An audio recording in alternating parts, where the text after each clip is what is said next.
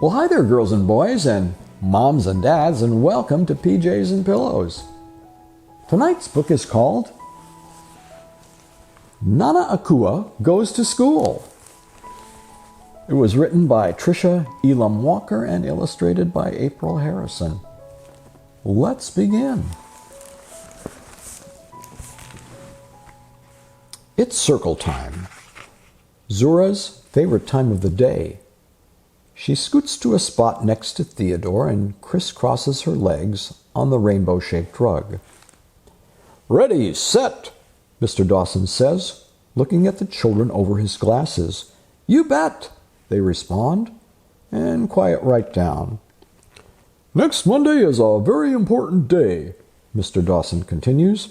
"Each of you will bring your grandparents to school so they can share what makes them special." "Yay! Grandparents' Day!"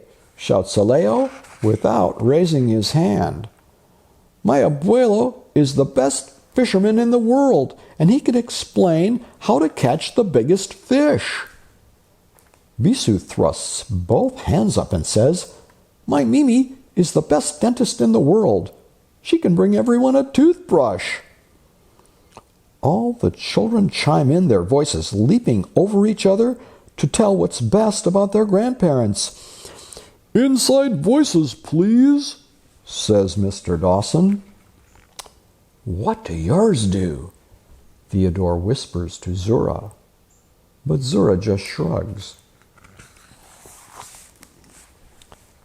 When Zura's papa brings her home from school, Nana Akua, her favorite person in the entire universe, is peeling potatoes for dinner. Although Nana's feet don't even reach the floor, she seems as tall as the giant playground slide. Maybe that's because she's filled to the brim with stories about growing up in West Africa, where people carve statues out of wood, trees drip with mangoes, and crayon-colored outdoor markets sell everything you can imagine. Nana puts down the peeler and gives Zura one of her big hugs, the kind that wrap around you like a sweater. "Grandparents' Day is next week," she says. "Maybe you can help me decide what to talk about." Zura stares down at the floor. Zura's mama knows about Grandparents' Day too. Her smile is as bright as a sunbeam. "How about if Papa brings the djembe drums while Nana talks to your classmates?" she suggests, coming over to help Nana. Zura frowns and thinks about the last time she and Nana went to the park. Nana pushed her high to the sky on the swings, and Zura was almost flying. But on their way home, a little boy pointed at Nana, and Zura heard him say to his mother, "That lady looks scary." And the very next day, a server in the little tea house stared so hard at Nana, she forgot to bring them sugar cookies with their tea. This is because Nana Akua looks different. When she was young, her parents followed an old African tradition. They put marks on her face to show which tribal family she belongs to and to represent beauty and confidence. Those marks never wash off and never go away. Zura looks at her Nana, holding back tears that wait in the corners of her eyes. Nana Akua puts down her potato, takes Zura's hand and says, "My precious girl, why such a sad face?" It feels hard to explain, but Zura wants to try. She swallows and takes a deep breath. "What if someone at school laughs at you or acts mean?" she asks quietly. Nana Akua thinks for a moment. "I have an idea," she said, and puts Zura's arm through hers. Together they walk down the hall to Zura's room. Nana points to the bed. How about we bring your favorite quilt to class?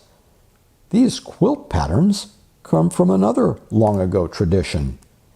Even though they are not exactly the same as the marks on my face, they can help explain them. What do you think?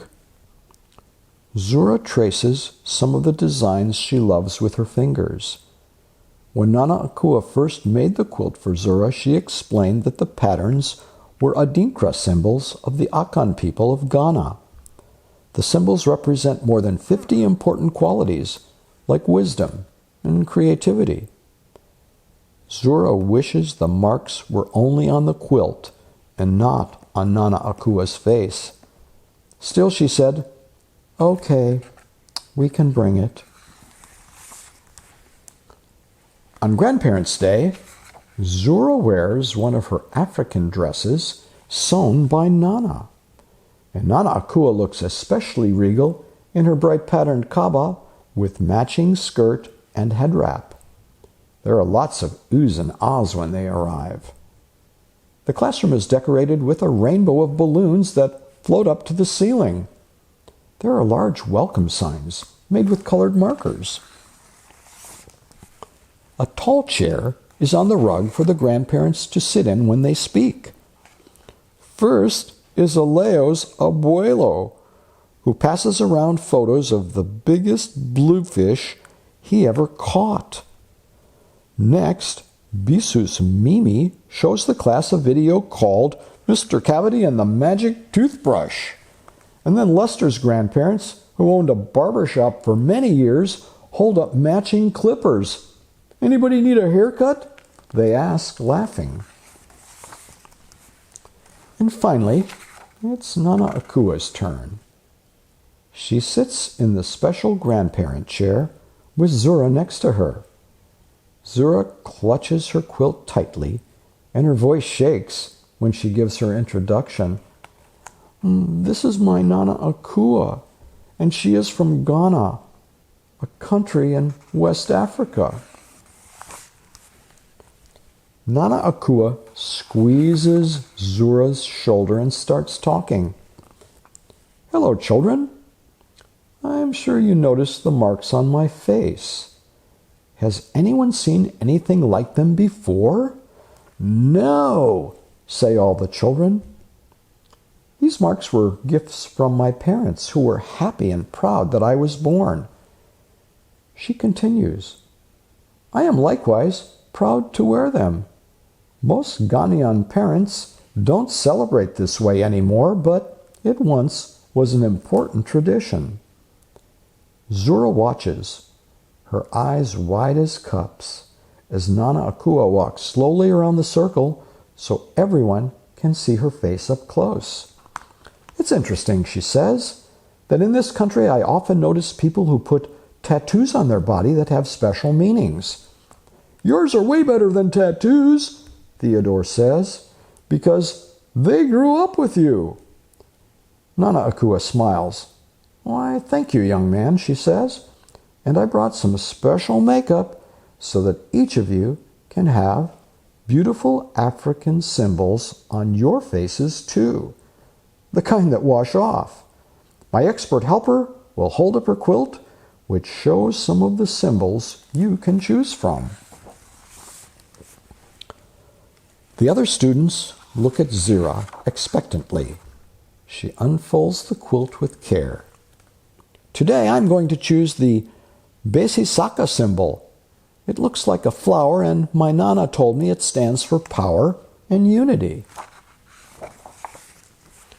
Nana Akua paints the symbol onto Zura's cheek in gold, while Zura holds very still. The other children clap when it's all done. "Come and choose your favorite symbol," Zura says to them. Alejo, who wants to be a beatboxer, points to the Shue Mudua symbol because he thinks it looks like a keyboard. Nana Akua tells him it means high quality and excellence. Bisu wants to be a veterinarian and picks the Denchem symbol, which is shaped like a crocodile, one of her favorite animals. It stands for cleverness. And Peter and Inez decide on the 2-aju symbol, what looks like the inside of a sliced apple with 2 identical halves. Twins like us, Peter says. Nana says the symbol means peace and quiet. Like Mommy and Daddy say, we never give them, Inez shouts. Nana Akua paints and paints until every child has their own design. The other grandparents choose symbols for themselves, too. Zura's face glows as she watches Nana Akua fold up her quilt to go home. And this time it's Zura who gives her very special, not like anyone else's Nana, one of those big hugs, the kind that wrap around you like a sweater. And that is the end of the story. So appreciate other people, brush your teeth, give hugs to the people that you love, and have sweet dreams. Good night.